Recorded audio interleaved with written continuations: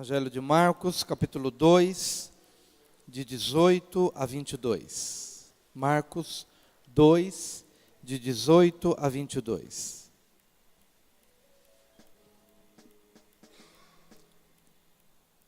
O texto bíblico diz assim: Ora, os discípulos de João e os fariseus estavam jejuando.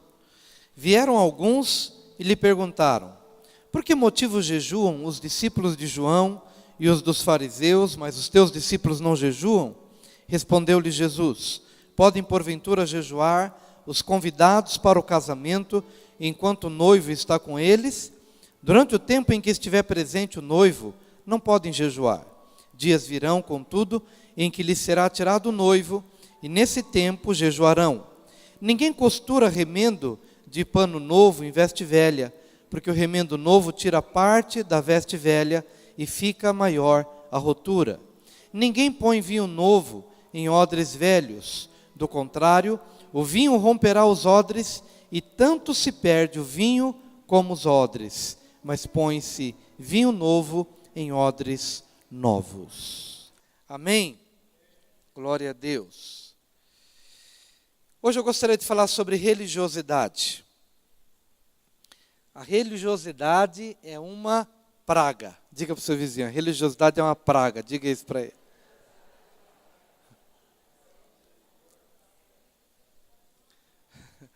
Por mais que o nome possa estar associado a alguma coisa boa, religião, né? Religar, religião vem do religare, ligar o homem a Deus. O nome tem um cunho positivo, tem um fundo positivo. Mas a religiosidade, ela se opõe à intimidade. A religiosidade, ela é inimiga mortal da intimidade. Porque as pessoas que se tornam religiosas, elas passam a mão na consciência e dizem: eu sou filho de Deus, eu vou à igreja, eu dou meu dízimo, eu dou minha oferta. E por conta dessas ações religiosas, ele substitui a intimidade, ele substitui o caminhar, o andar, o coração. A religiosidade rouba a essência, a religiosidade rouba o significado, rouba o sentido. E enganosamente leva pessoas para o inferno. Porque as pessoas que acabam se contentando com ações religiosas e não abraçam a essência da intimidade com Deus, elas se enganam, elas se iludem, elas acham que já estão cumprindo a vontade de Deus e que estão agradando a Deus, mas elas estão enganadas, porque a religiosidade não pode agradar a Deus. As obras humanas não podem agradar a Deus, mas um coração quebrantado, um coração contrito, um coração temente a Deus, que anda com Deus, que fala com Deus, que percebe Deus, que se deixa mover por Deus, pelo Espírito Santo de Deus, este sim, andará com Deus e permanecerá com Deus. Mas a religiosidade, ela rouba a intimidade daqueles que até acham que estão com Deus, mas não estão. Se estão baseados na religiosidade, eles não caminham com Deus. E aqui nesse texto bíblico nós temos alguns grupos. Os discípulos de João e os discípulos dos fariseus. Diga, os discípulos de João, diga, os discípulos dos fariseus e os discípulos de Jesus. 3 grupos estavam aqui configurados nessa passagem bíblica. E os discípulos de João Batista e os discípulos dos fariseus estranhavam que os discípulos de Jesus não estavam jejuando naqueles dias. E eles ficaram ali meio preocupados. E chegaram a perguntar: por que os discípulos de João jejuam? Por que os discípulos dos fariseus jejuam? E os discípulos de Jesus não jejuam? E de repente Jesus responde assim: podem porventura jejuar os convidados para o casamento, enquanto o noivo está com eles? Durante o tempo em que estiver presente o noivo, não podem jejuar. Jesus explica aqui o jejum dos fariseus e o jejum dos discípulos de João Batista era um jejum religioso. E por que era um jejum religioso? ele explica através do exemplo que ele acabou de dar. Podem, porventura, os convidados para um casamento jejuar? Suponhamos que você é convidado para um casamento. Quando você vai para um casamento, você vai preparado para quê? Para uma celebração, para um banquete. É tempo de alegria, o noivo está presente. Os convidados que estão ali, eles são chamados para uma celebração, para um banquete. Não é apropriado, naquele dia, jejuar. Há uma celebração. E o que Jesus estava querendo dizer é o seguinte: escuta, o noivo está presente. E o noivo sou eu. O noivo é Jesus. Jesus está presente. Mas aqueles que, nesses dias, discípulos de João e discípulos dos fariseus, estão jejuando nesse dia, não estão percebendo que o noivo está presente.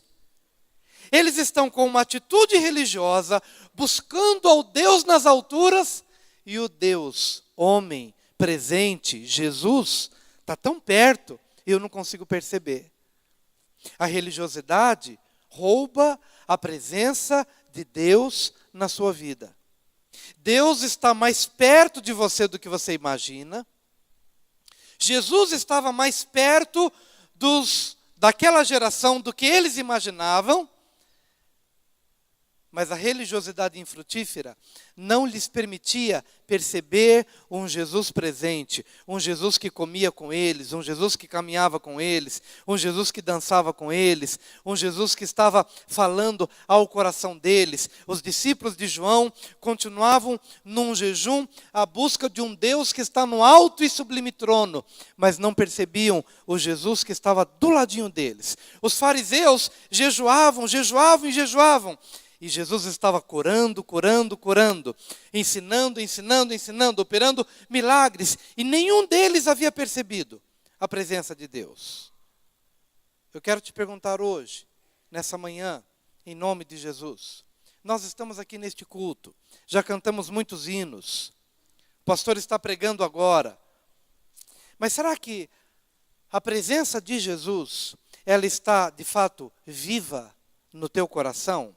Ou de alguma forma nós começamos a viver uma vida religiosa, com ações religiosas, com atitudes religiosas, e Jesus está tão presente, e como Jacó disse, o Senhor está presente e eu não sabia. Quão terrível é este lugar, quão tremendo é este lugar, o Senhor está aqui e eu não sabia. Será que eu tenho percebido Jesus na minha casa, na segunda-feira?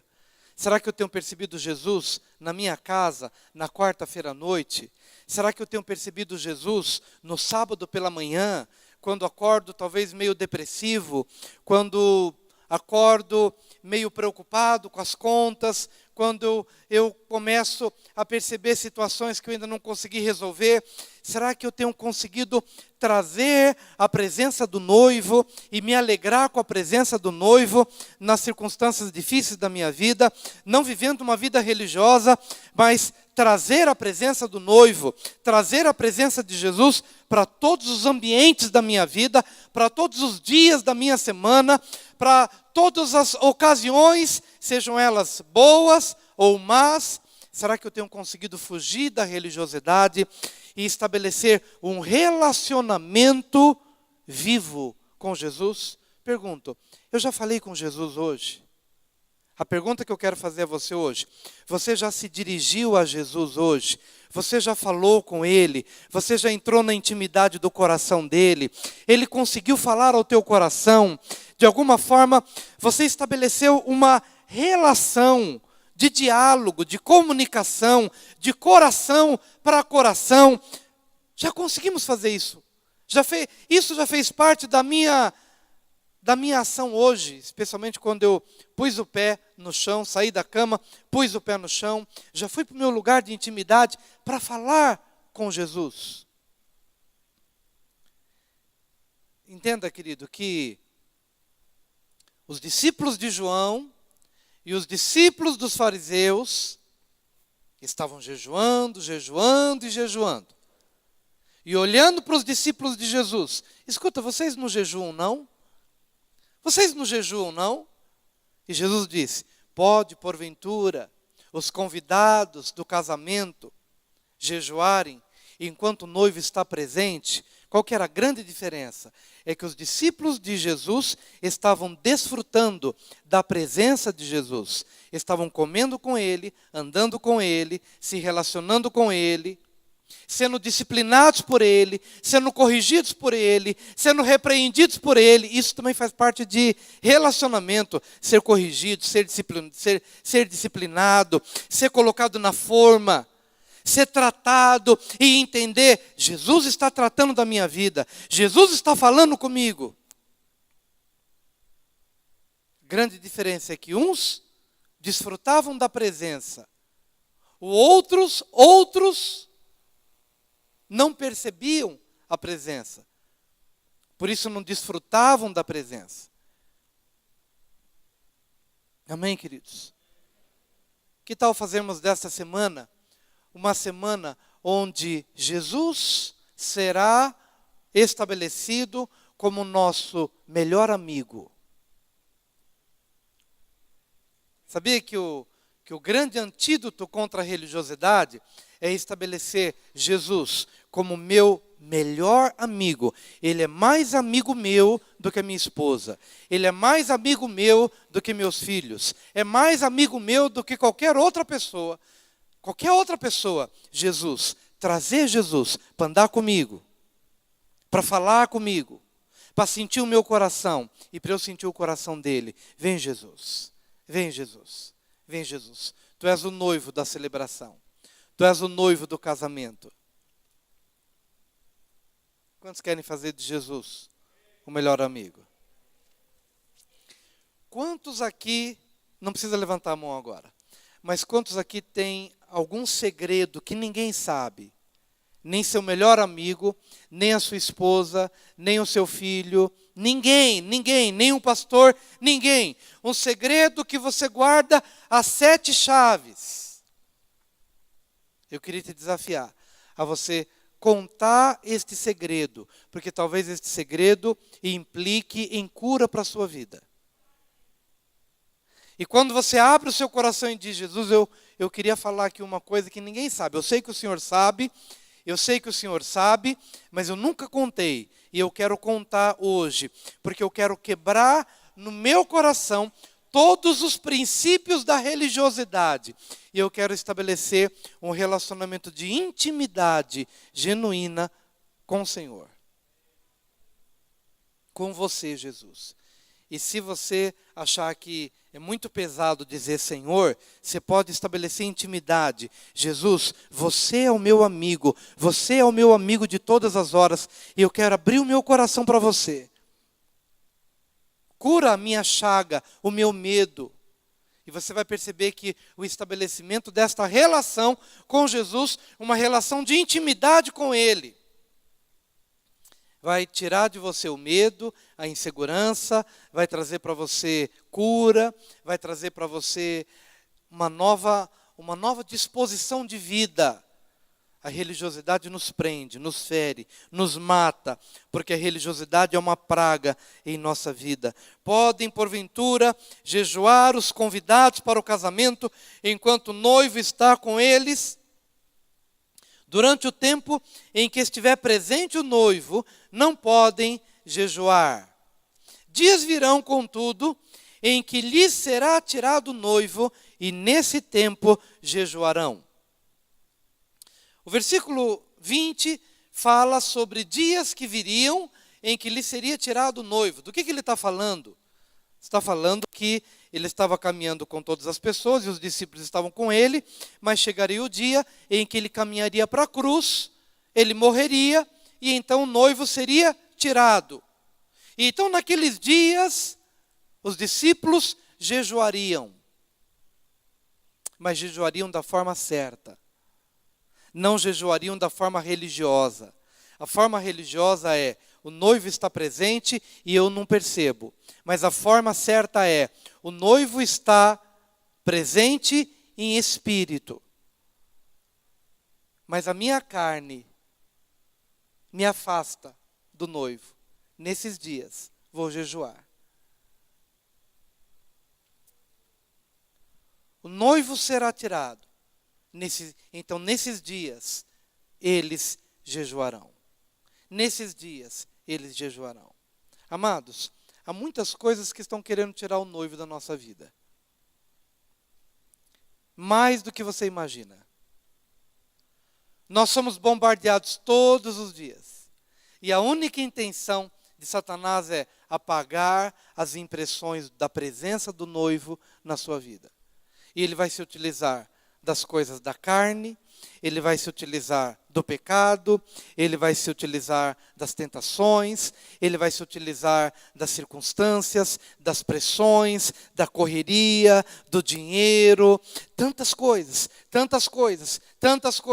que vêm e militam contra a nossa vida, e bombardeiam a nossa mente, e bombardeiam a nossa alma, com a única finalidade, tirar o noivo da nossa presença.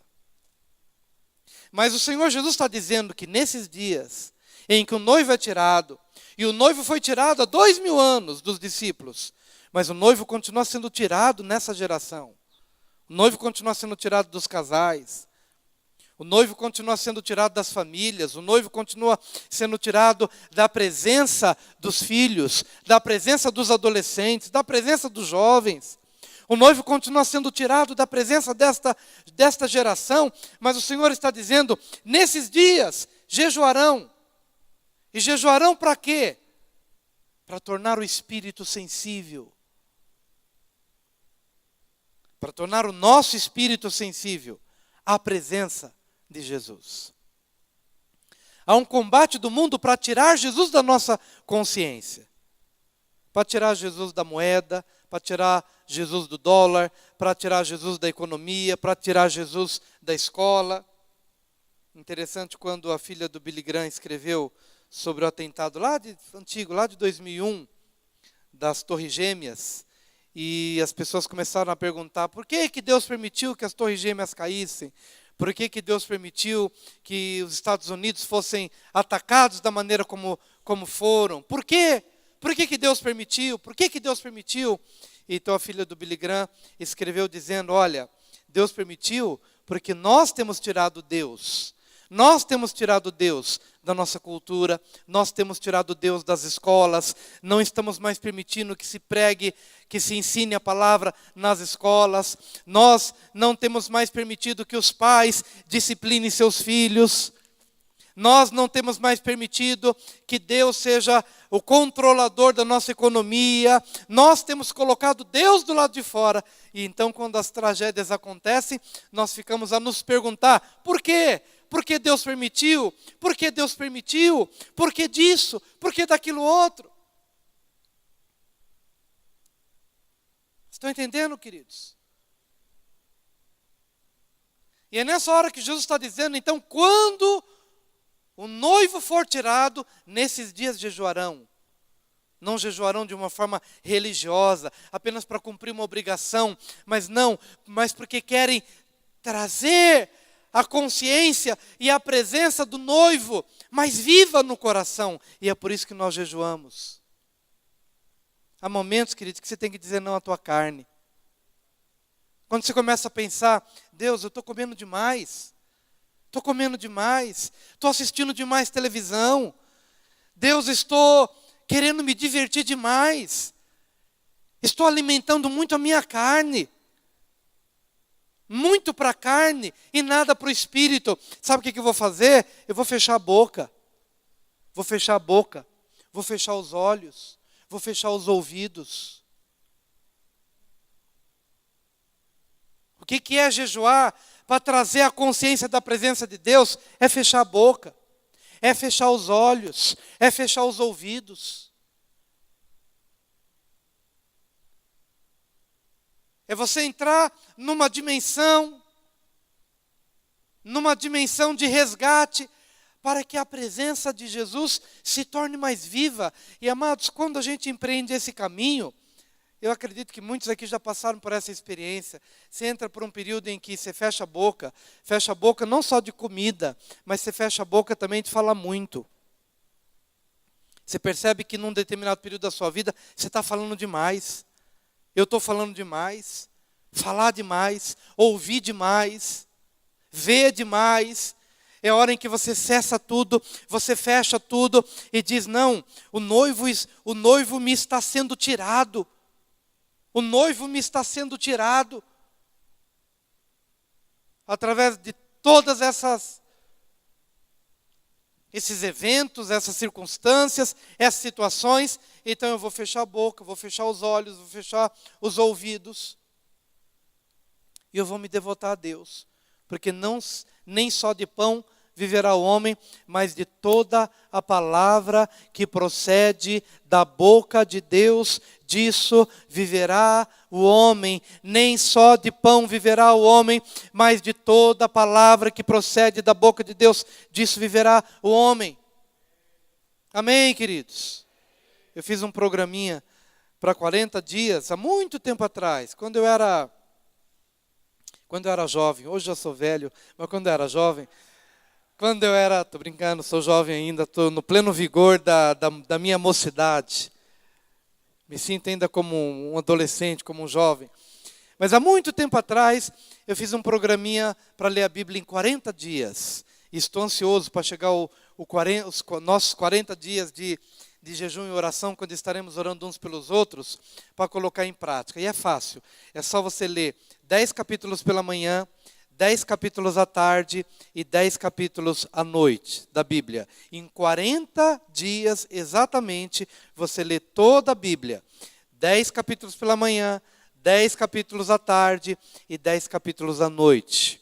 São 30 capítulos por dia. Você lê a Bíblia em 40 dias. Sugestão: 10 capítulos do Antigo Testamento de manhã, 10 a partir do Salmo e 10 do Novo Testamento. E vai nessa sequência. Já foi dada a dica, tá bom? Aí você pega 10 de Gênesis, de manhã e vai embora. À tarde, 10 de Salmos e vai embora. E à noite, 10 a partir de Mateus e vai embora. Vai chegar um momento que o Novo Testamento vai acabar. Aí você dá continuidade aos outros, né? Porque o Novo Testamento é mais curtinho. Mas eu vou deixar na mão de vocês essa regra. Mas o que a palavra de Deus está dizendo é exatamente isso. Quando o noivo é tirado, então você jejua.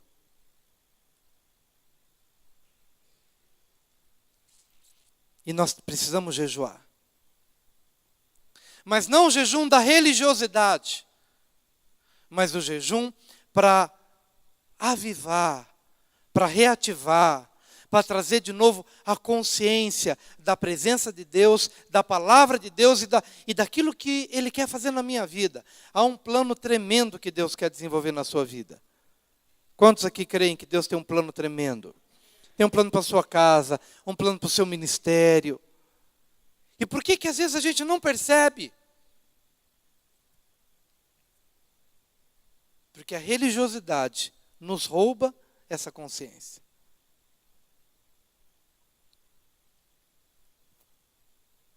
Dias virão, contudo, em que lhe será tirado o noivo, e nesse tempo jejuarão. Ninguém costura remendo de pano novo em veste velha, porque o remendo novo tira parte da veste velha, e fica maior a rotura.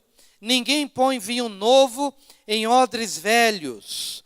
Do contrário, o vinho romperá os odres, e tanto se perde o vinho como os odres, mas põe-se vinho novo em odres velhos. O que Jesus estava dizendo? Olha, eu sou o noivo que está presente. Eu sou o vinho novo que está sendo derramado sobre essa geração. Só que esse vinho novo, ele não pode ser comportado pela velha religiosidade de vocês. Os jejuns rituais de vocês não servem para nada. A ida às sinagogas de uma forma ritualística é uma estrutura velha. Larga isso. Larga esse estilo de vida religioso, falso, sem sentido, sem alegria, sem vida, sem essência. Porque vinho novo, o vinho novo da presença de Deus, não se coaduna às velhas estruturas mentais e religiosas. Rompa, querido, rompa com o que é velho na sua vida. Se o vir para a igreja se tornou uma coisa religiosa, sem sentido. Eu tenho que ir para o culto do domingo de manhã, mas se não vê a hora do culto acabar, para você respirar e voltar, e chegar em casa e assistir o Globo Esporte. Se o Globo Esporte traz mais alegria para você do que o estar diante de Deus, então você já entrou na religiosidade. Nós já entramos na religiosidade. Se a gente fica ansioso para bater o cartão na igreja e depois respirar e voltar para a velha vida, já estamos... A vida cristã já se tornou vida de religião. Eu preciso desejar estar com Deus. Eu preciso entender que, Senhor, sabe quando você fica ansioso, você está dormindo e está pensando, não vejo a hora de acordar para estar com Deus. Não vejo a hora de acordar para ler o que Ele tem para mim, para falar com Ele. Não só ler a Bíblia, não só orar, mas o viver o Evangelho. Quando você vai para o seu trabalho, que te apresenta uma revista pornográfica, você não vai ficar dizendo, puxa, que pena que eu sou crente que eu não posso ver isso. Você não vai dizer isso. Porque se você chega a dizer isso, você já se tornou religioso. Que pena que eu não posso ver, porque eu sou crente. Você vai sentir alegria, por de livre e espontânea vontade, não querer se expor àquilo, porque a tua alegria está em outra coisa. A tua alegria, a tua vida, teu desejo, sobrenaturalmente, já foi canalizado numa outra direção. Você não vai se esforçar para não pecar. Porque para não pecar você não precisa de esforço.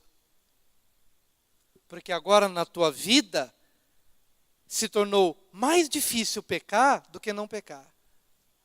O que se tornou difícil agora para você, que vive em Deus, e vive não uma religião, mas vive a essência, o que se tornou difícil agora é pecar. Porque o pecado já não está mais em você.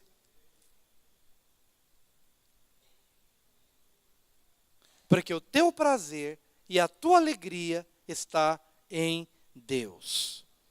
Para isso, querido, ninguém põe vinho novo em odres velhos. Do contrário, o vinho romperá os odres, e tanto se perde o vinho como os odres. Mas põe-se vinho novo em odres novos. Essa explicação a gente já deu várias vezes, mas é possível que você ouça pela primeira vez. Os odres eram feitos de peles de carneiro. E eles eram feitos de peles de carneiro, porque a pele de carneiro, ela tem uma propriedade elástica. Porque o vinho tem uma capacidade de expansão dentro do odre. Se você coloca um vinho novo que está se expandindo, o vinho novo, ele se expande. O vinho novo, ele se elastece. O vinho novo tem essa propriedade de expansão. Se você coloca esse vinho novo, que fala de algo dinâmico, algo que cresce, algo elástico, algo que se expande. Se você coloca esse vinho novo num recipiente rígido, duro, o que vai acontecer? O vinho vai começar a fazer pressão dentro do odre, e esse odre quebra. Mas o vinho novo, quando é colocado em odres novos, a pele de carneiro, ela é flexível. Então, na medida em que o vinho vai se expandindo dentro do odre, essa estrutura elástica vai também se acomodando, ela vai também se elastecendo. E é assim que eu tenho que ser. A religião me endurece. A religião faz da minha vida uma vida fria. O vinho novo vem e eu não consigo me esticar, eu não consigo me elastecer, porque eu me tornei rígido, eu me tornei frio, eu me tornei duro. Meu querido, talvez o teu coração tenha se tornado duro. Talvez o meu coração tenha se tornado duro. Como é que o coração se torna duro? A gente vai se endurecendo pela mágoa, pelo ressentimento, pela inimizade, o coração vai se tornando frio, gelado, e ele vai se endurecendo. Deus quer trazer algo novo para as nossas vidas, e se depara, às vezes, com as durezas do nosso raciocínio, do nosso comportamento. Eu tenho que amolecer. E o que amolece? O azeite. O azeite do Espírito amolece meu coração. É nessa hora que eu preciso me dobrar diante de Deus e dizer: Deus, meu coração se tornou duro, meu coração se tornou frio, eu não tenho sentido mais aquele calor da Tua presença, eu tenho cantado, mas eu não tenho sentido alegria, nem tocar, nem cantar, nem ministrar, meu coração se tornou frio. O que aconteceu? Só o Senhor sabe dizer. Vem com teu óleo, amolece meu coração. Mas, querido, você tem que ficar nessa presença de Deus. Você tem que ficar na presença de Deus até teu coração amolecer. Você não pode ser superficial na sua relação com Deus. Há uma geração superficial. A igreja de hoje em dia se tornou uma igreja superficial, porque nós somos rápidos em entrar e sair na presença de Deus. A gente entra e sai rapidinho. A gente não dá tempo para Deus falar, para Deus convencer, para Deus mostrar onde a gente caiu. A gente não tem dado tempo. Porque esta é a geração fast food, esta é a geração drive-thru, essa é a geração imediatista, essa é a geração que quer as coisas, que quer tudo sem sair do carro, né? Eu vou passar, do jeito que eu estou, já estou no caminho, pego e vou e caminho. E assim estabelecemos a nossa relação com Deus. Rapidinho, num clique. Eu oro e quero que Deus já me responda. Eu falo e eu quero que Deus já trabalhe no meu coração. Eu coloquei na página do meu Facebook uma palavra de um autor, de um famoso autor, cujo nome não lembro agora, é uma celebridade cujo nome não lembro, mas ele escreveu que Deus não se dobrou, Deus não se dobra à cultura imediatista dos dias de hoje. Se você quer se relacionar com Deus, você precisa de tempo e de muito tempo. Você precisa de tempo e de muito tempo. Deus não se dobrou à pressa nervosa da geração de hoje. Deus não se dobrou. Ele continua sendo o mesmo Deus de ontem, é hoje e eternamente. Você quer falar com Deus? Você quer que Deus fale com você? Você quer que Deus transforme a sua vida? Você precisa de tempo e precisa de muito tempo. Muito tempo. Oi? Não é só um curtir. Deus falou alguma coisa e não é só um curtir. E não é só um comentar amém ou um compartilhar. É profundo. É profundo. É profundo. Por quê? Porque não se deita vinho novo em odres velhos. Odre velho. Recipiente velho. Hábitos velhos, enrijecidos. Velha maneira de viver a vida cristã. Odres velhos. Vinho novo se deita em odres novos. E se eu quero ser um odre novo na presença de Deus, eu preciso deixar que o seu azeite venha amolecer as durezas da minha alma, do meu coração, da minha forma de pensar, das minhas ações, a fim de que eu possa também dar um ultimato para a religiosidade na minha vida. A religiosidade em que, tendo o noivo tão perto de mim, mas estou buscando a Deus como se Ele não estivesse no meu dia a dia. E ao mesmo tempo, quando o noivo é tirado, e é tirado pela glutonaria, é tirado pela bebedice, é tirado pelo muito assistir, pelo muito falar, pelo muito ouvir, pelo muito comer, pelo muito se divertir. Saber entrar no jejum para resgatar a consciência da presença de Deus. E saber dar um ultimato às velhas estruturas que não podem conter o vinho novo da parte de Deus. Eu creio que nós como igreja estamos entrando num vinho novo, num tempo novo. Quantos acreditam que nós estamos entrando? Só que é uma caminhada, queridos. Para que essa nova caminhada se processe, precisamos tomar algumas decisões. Eu preciso tomar uma decisão de sair, ir para um retiro espiritual. Vou sair, vou deixar a empresa, vou deixar a família, vou deixar tudo, vou sair, vou buscar a Deus lá. Tem que tomar uma decisão de sair. Tem que tomar uma decisão de entrar num período de 40 dias de jejum e oração. Senhor, nesses 40 dias de jejum e oração, eu vou passar limpo a minha vida, minhas motivações. Tudo que tenho, tudo que sou, vou passar limpo. Terminados os 40 dias, tomar a decisão de sentar para aprender, mas também ao mesmo tempo se levantar e colocar em prática, falando do amor de Jesus para os seus familiares, amigos, colegas, empresas, como Jesus, que percorria todas as partes, anunciando, falando, curando, libertando, ensinando.